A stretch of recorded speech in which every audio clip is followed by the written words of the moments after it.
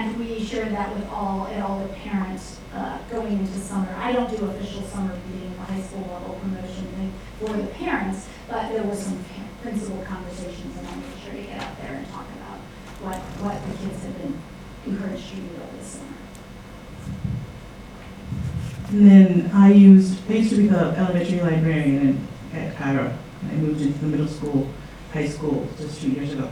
So the summer reading, actual sort of orientation, sit-down presentation with parents was mostly to get them onto Overdrive and get them to use the app. I had a tech person with me, make sure that there wasn't any itches.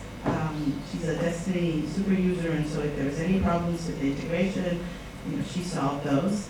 And so we got a lot of people using ebooks and audiobooks over the summer. There's always a bump during the summer reading.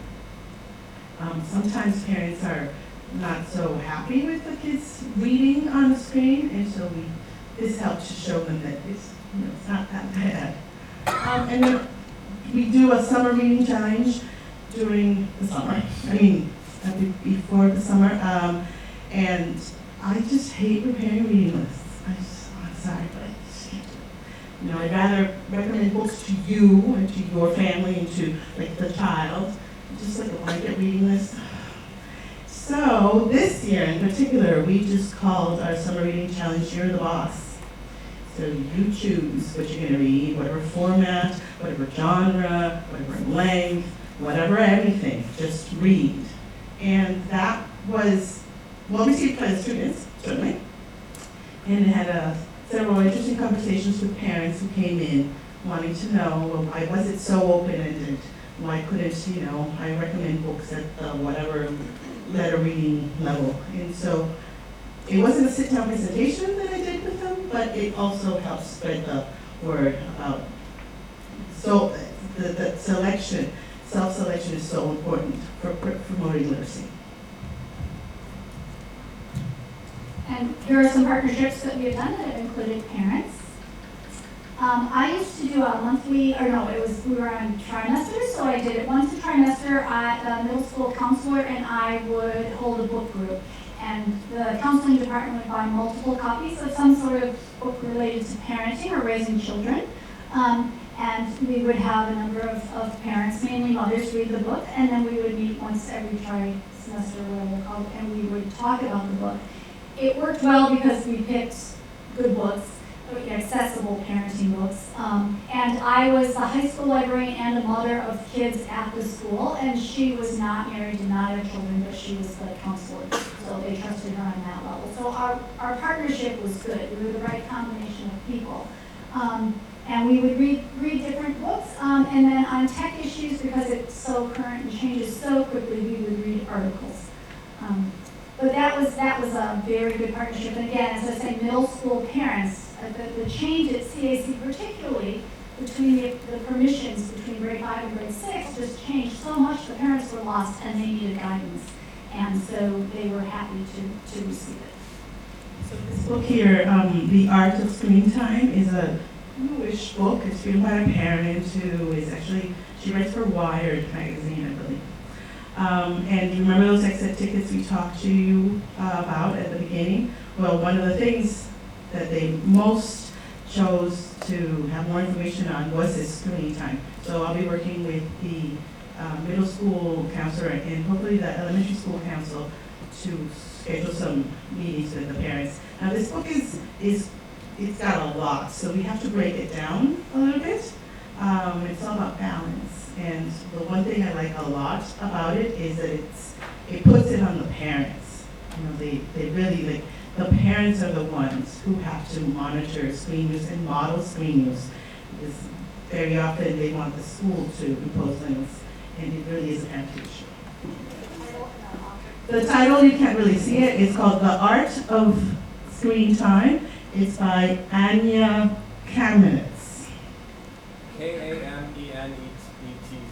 Ooh, good one. Kamenetz.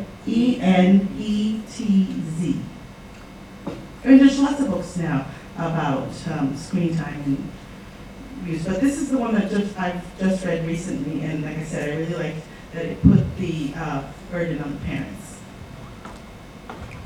Another partnership we had was with the administration to do a documentary series. And so we started with screenagers. I had just read about it somewhere, and I reached out to the producers in Seattle about it. And so we brought that in, and I don't know, it came out in 2015, and it's about this generation is an experiment with the amount of screen time they're using. None of us really, maybe, well, not me. I didn't grow up that way. It wasn't something my parents had to police, and so they didn't have to model how to do that. And so parents are feeling a little bit of a loss.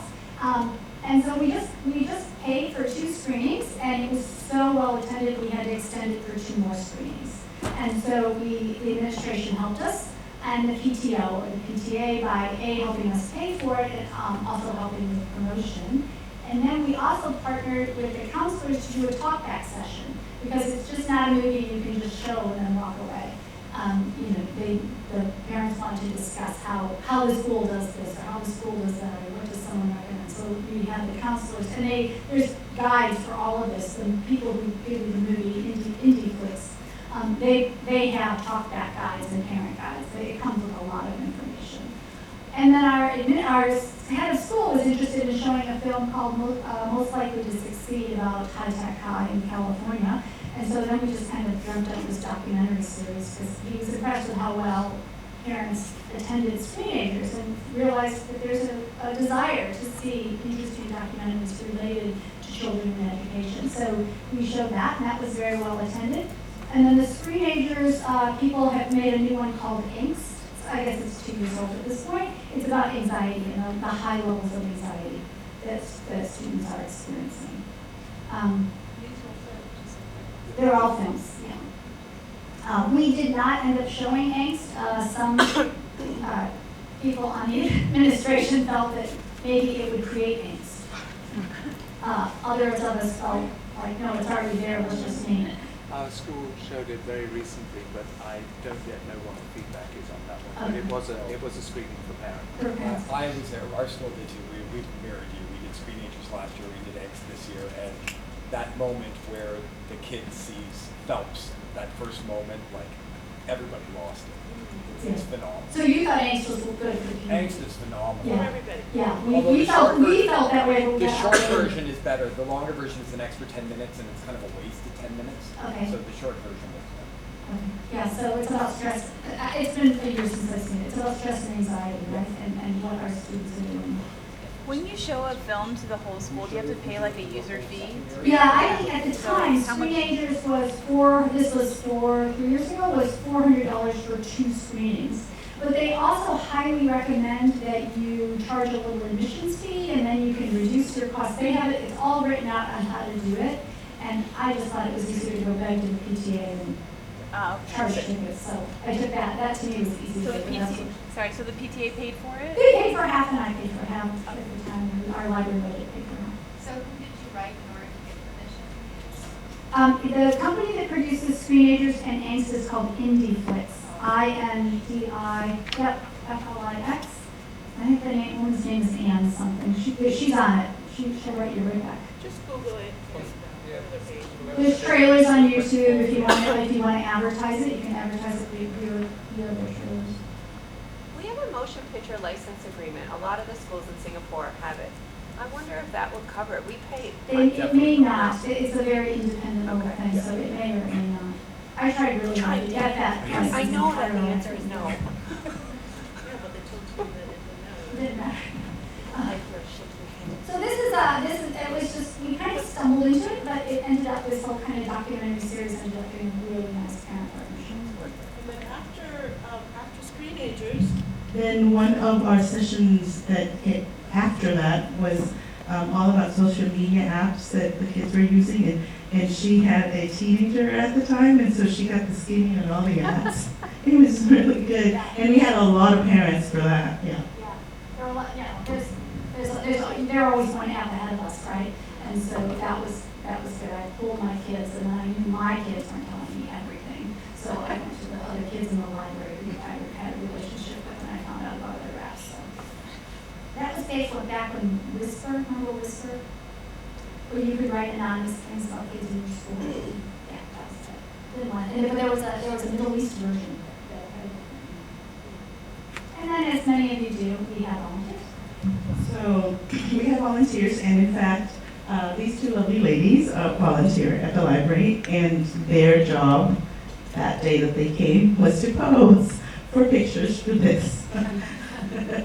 But anyway, at the beginning of the school year, when we do give that orientation, we get a sign up, and I found that it's most effective to have write in like low-tech piece of paper, and they write it down. And this year we've had lots of volunteers. So the elementary librarian, because most of them want to work in the elementary library, the elementary librarian does a little volunteer training twice a month. And so she gets some repeat people to come in. She gets new ones all the time, and they help with the usual work the volunteers do, but they also do some other things. I'm not a people person, and so if somebody comes volunteer at my library, the first thing I think is like, yeah, go work. I got some of the stuff, you go work. But I have learned that